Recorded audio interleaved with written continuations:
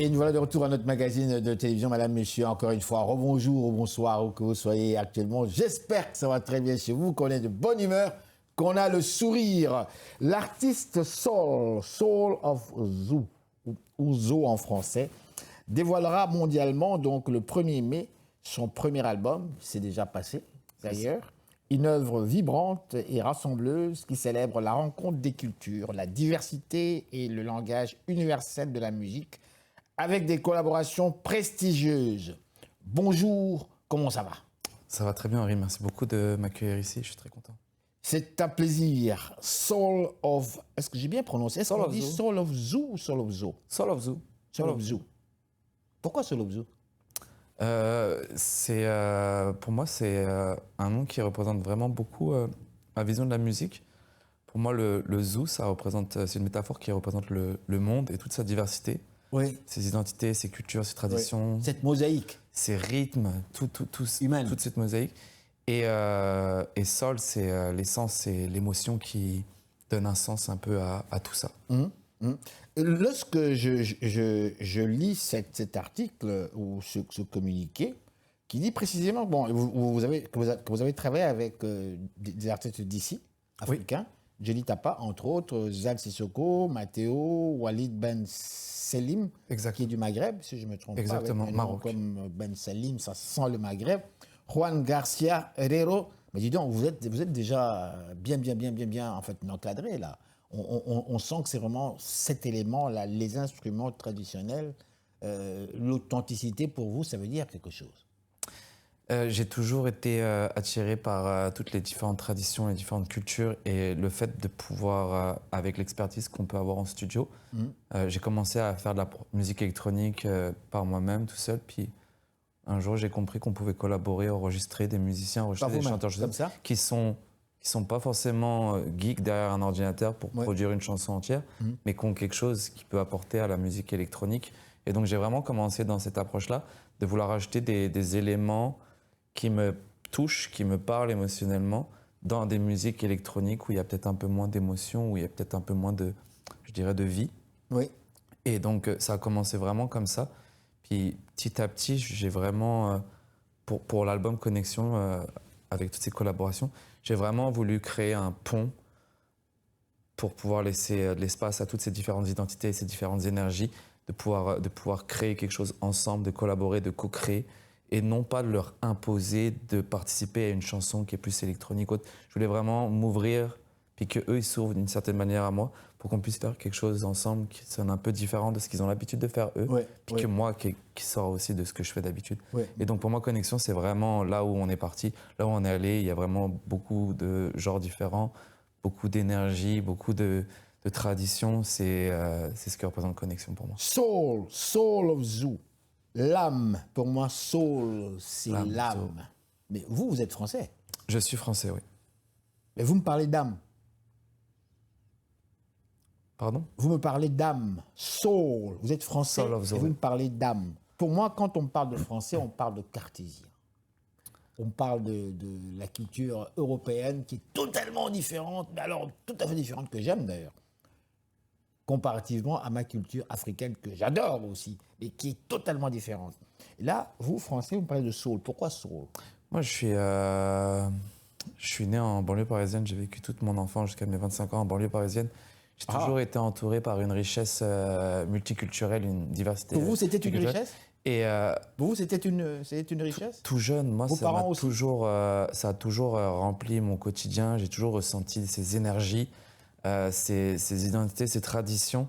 À l'école, mes amis, j'ai découvert la culture à travers mes amis, que ce soit la culture africaine, la culture maghrébine, même caribéenne aussi. Wow. Et même si on n'est pas totalement au courant de tout ce qui se passe dans le monde, ou de la culture en soi, on ressent les énergies et j'ai toujours eu une attirance pour celle-ci, très jeune. Et pour moi, ça me surprend pas d'avoir évolué avec la musique à ce niveau-là. Même si quand j'étais petit, j'étais avec le rap, après j'ai développé avec la musique électronique, mais j'ai toujours eu l'attirance de vouloir ramener amener quelque chose de très multiculturel dans la musique. Est-ce que le rap jeune, est-ce que l'influence du rap très jeune, est-ce que c'était les potes? C'était les copains? Ah, c'était la banlieue, c'était la Ouais, banlieue, il y avait c'était rien la à mode, voir. quelque C'était la banlieue, c'était la mode de la banlieue. Ça Et dont s'exprimait. c'était vraiment, c'était ça. Puis dès que j'ai commencé à vraiment grandir et pouvoir découvrir par moi-même certaines choses, m'ouvrir, regarder avec mes propres yeux, c'est là où on commence vraiment à savoir ce qu'on aime et ce qui nous plaît et vers là où on s'en va, vers là où on est attiré. Et on se fait plus.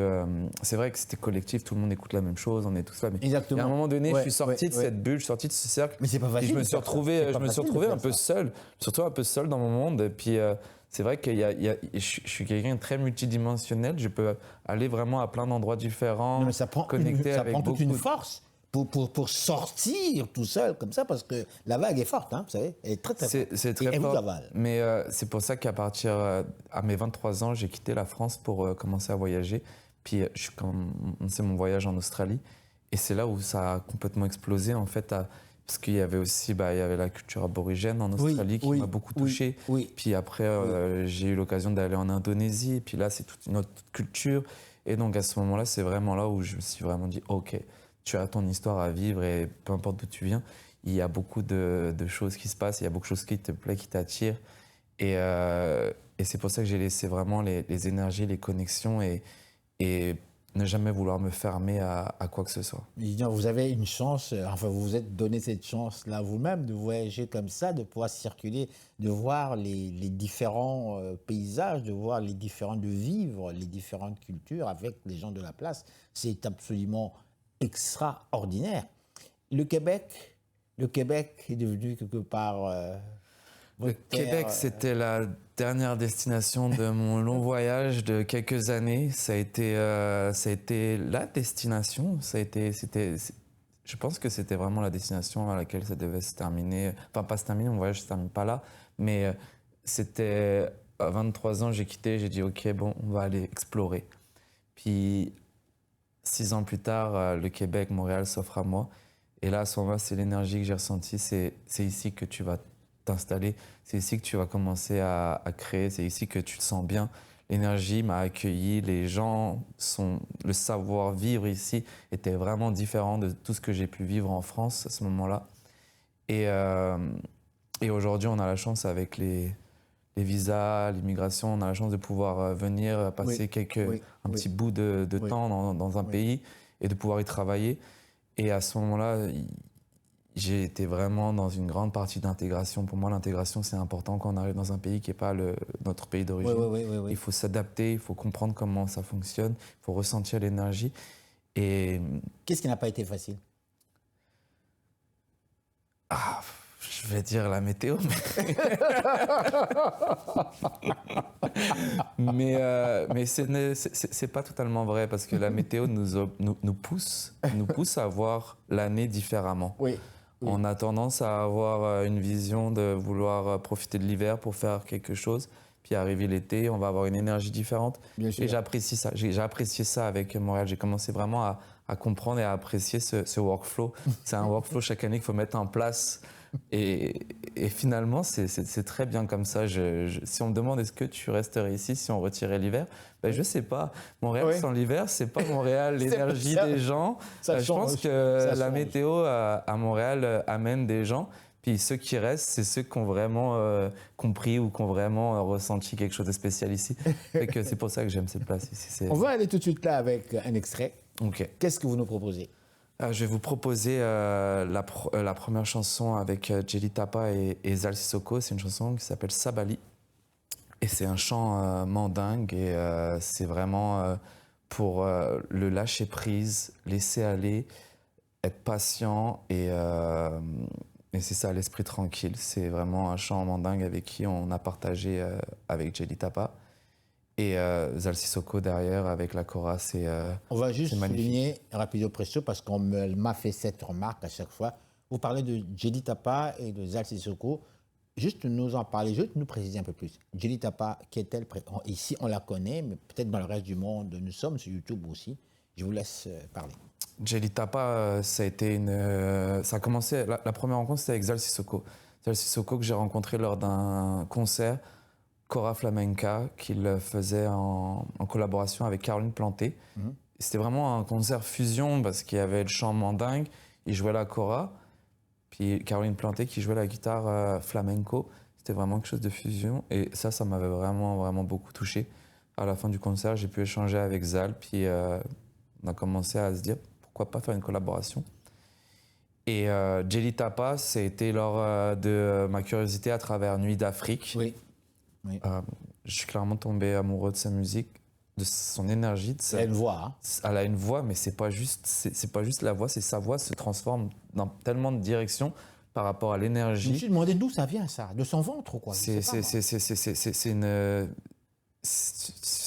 quelqu'un de très puissant. On sent qu'elle a une énergie vraiment très spéciale, cette dame, puis une aura très spéciale, puis l'avoir enregistrée en studio plusieurs fois, c'est... Je ne l'ai jamais vue enregistrer, mais elle est venue expérience. ici. Elle est venue une fois ici dans nos studios. Et moi, j'ai eu le malheur de lui demander, mais balance-nous quelque chose. Oh, mamma mia, oh, oh, oh, oh. Elle n'a pas besoin de s'échauffer, elle n'a moi, pas je me suis dit, besoin... mais attendez un peu. C'est quelque chose... Sa voix, on dirait que sa gorge, ce n'est qu'un élément qui permet à la voix de sortir, mais ça ne part pas de là, ça part d'ailleurs. c'est les tripes. C'est pas possible, c'est une bombe. C'est à l'intérieur, il y a quelque chose, une énergie dans les tripes, dans le sang. C'est plus qu'une voix. C'est plus qu'une voix. C'est vraiment le personnage complet. Oui. C'est l'identité. Et c'est pour ça que j'ai vraiment eu une grande affection pour Jelly. C'était pas juste un talent qui a la voix, c'est une énergie qu'elle dégage. Elle est hantée, enfin elle n'est pas hantée, mais c'est son rôle dans la vie d'être comme ça, c'est son histoire. Elle a une histoire, elle a une identité. Et pour moi, c'était juste un grand plaisir de pouvoir passer. Soul of Zoo. Alors, on va présenter maintenant votre vidéo. Ça balle.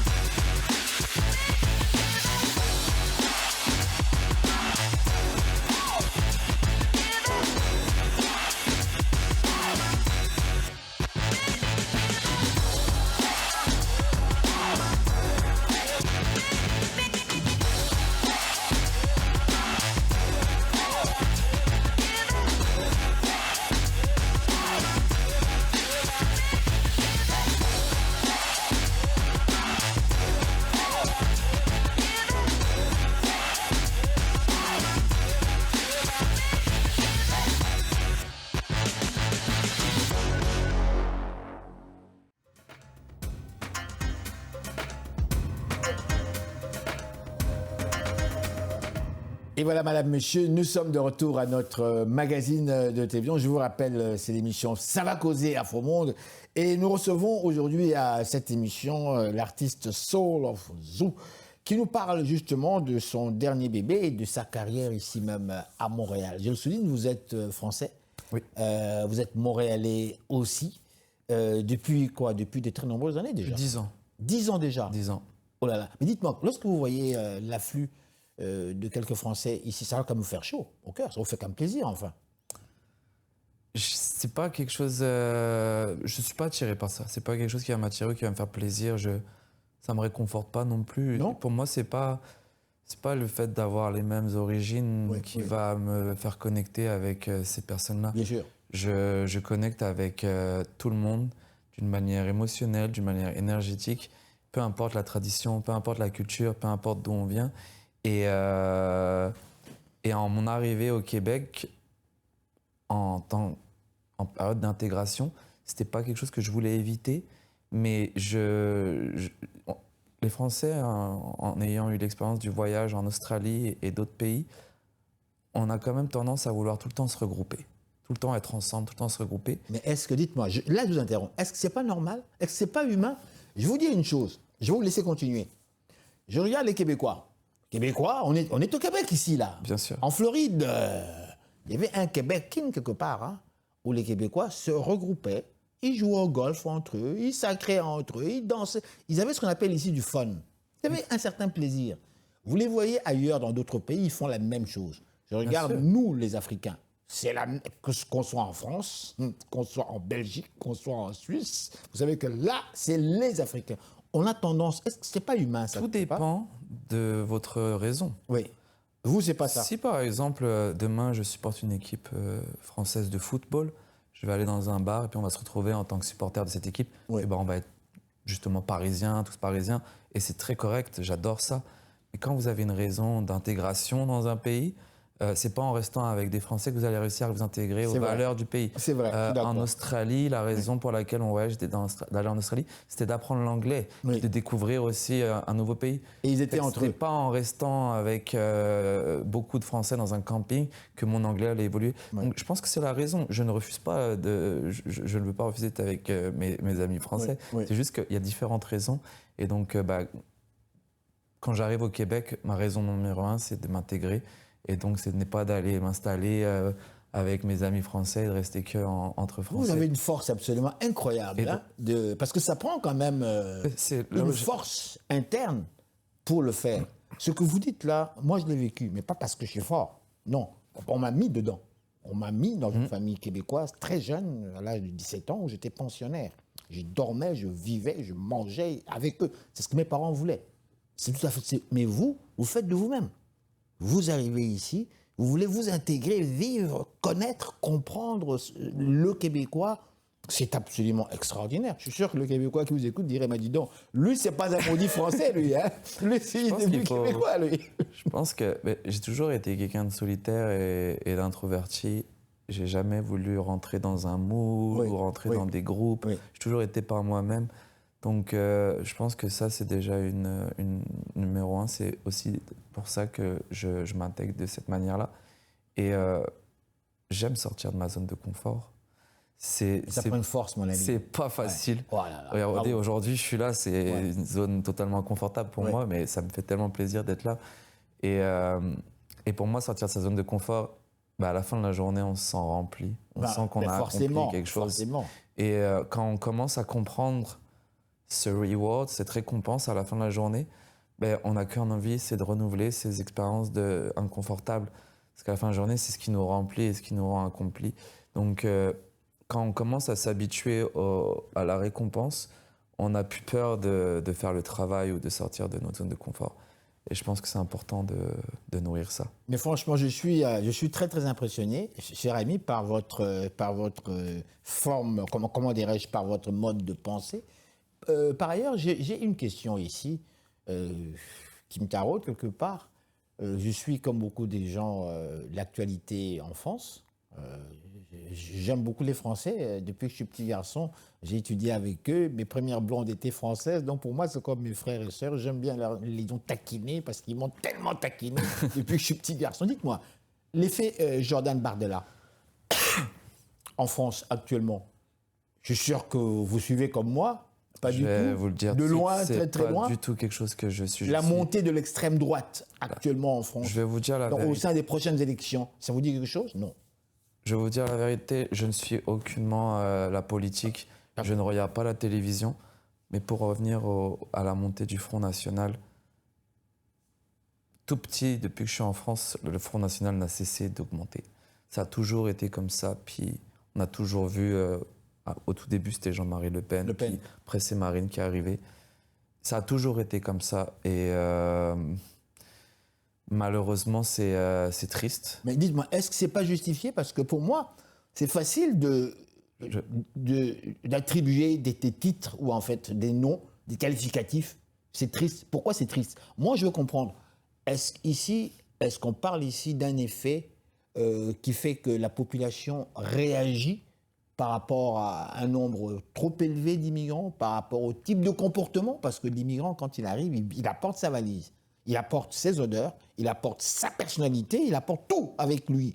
Et il y en a qui sont plus doux, qui ne s'imposent pas. Il y en a qui vont s'adapter. Il y en a qui veulent s'imposer, qui se disent, moi, il y a d'abord qui observent, qui analysent, qui étudient les droits du pays. Il dit, tiens, il y a tel droit, donc moi j'ai droit à ça. Et ils s'imposent. Et ça finit par emmerder quelque part les personnes de la place qui sont chez eux, qui sont gentils au début, et qui à la fin disent, mais dis donc, mais ces gens viennent nous faire chier, ici on est quand même chez nous. Est-ce que ce n'est pas un petit peu ça qu'on voit en France et dans la plupart des pays européens, que ce soit même la Belgique aussi? Je parle avec plein de copains qui vivent dans des villes comme carrément Bruxelles, où on se dit, mais dis donc, c'était pas Bruxelles que moi j'ai connu très jeune, c'est autre chose. Tu arrives des coins, c'est plein de noirs. Je n'ai rien contre ça. Mais je me dis, ils sont chez eux. C'est belge, ils sont carrément chez eux. Comment est-ce qu'ils réagissent? Je vais vous dire la vérité, en parlant juste de mon expérience, parce que je ne suis plus en France depuis quand même beaucoup de temps. Et pour moi, ça n'a rien à voir avec la couleur, ça n'a rien à voir. C'est juste le fait que ce soit la majorité quand on est 80, 100 personnes, puis qu'il y a une minorité de blancs, par exemple, bah, ça va être facile d'attaquer la majorité. Quand on se retrouve dans un endroit comme en Australie, avec une majorité de Français dans un camping, ben, ça va être souvent le Français qui va être montré du doigt pour toutes les bêtises qui peuvent se passer dans cet endroit-là. Ce que je veux dire, c'est que on stigmatise souvent et parfois, c'est pas forcément la vérité qui en ressort. Ah, mon cher, je suis content, on a fait le tour. Je vous trouve très très fort. Maintenant, qu'est-ce que le public qui nous a suivis, avant de présenter notre vidéo et de vous laisser partir, qu'est-ce que le public qui nous a suivis peut retenir de cette interview avec vous? Alors j'aimerais que le public, si ils ont aimé l'interview, qu'ils puissent venir écouter l'album Connexion sur la plateforme de leur choix. Il y a vraiment beaucoup d'énergie différente, beaucoup d'émotions et beaucoup d'identités différentes, de couleurs. Et je pense que chacun peut ressentir quelque chose, une émotion forte à travers une de ces chansons de l'album. Et je pense que c'est vraiment ça qui est Connexion aujourd'hui. Comment est-ce qu'on vous définit? Comment est-ce qu'on vous présente? Je suis très éclectique, je suis multidimensionnel. C'est difficile pour moi de mettre un mot. Je ne suis pas quelqu'un qui va être dans un genre ou dans une énergie.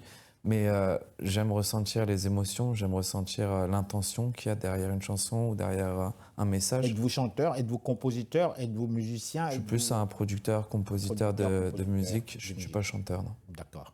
Alors, on va terminer avec un extrait. Qu'est-ce qu'on va regarder?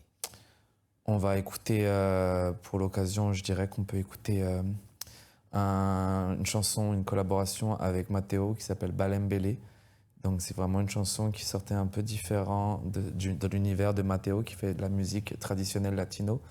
Et on a vraiment voulu s'aligner sur quelque chose de plus hypnotique, de plus tribal, un chant tribal, un chant rituel, quelque chose qui peut nous mettre dans une transe, mais qui reste très mystique. Et donc ça s'appelle Balembele avec Matteo.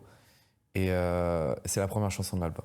Donc, Balembele, donc on va avec Matteo. Et je vous rappelle ici qu'on est avec monsieur. Donc, le nom de l'artiste ici, il faut le retenir, Soul of Zoo. C'est bien ça. Anótame este santo veneno, te quema hierro vivo en la mano. Llegaron los hierberos y el cuero, balambele, bele, yeah. La clave no perdona rumbero, la fiera tiene dientes de mambo. Y kimbara kumbara kumba kimba kimbito, umbara kumbara kumba kimbombo. Protege mi garganta, Tadeo, el ojo tuyo a mí no me ve. Y ataca, machuca mi coro, balambele, bele, yeah.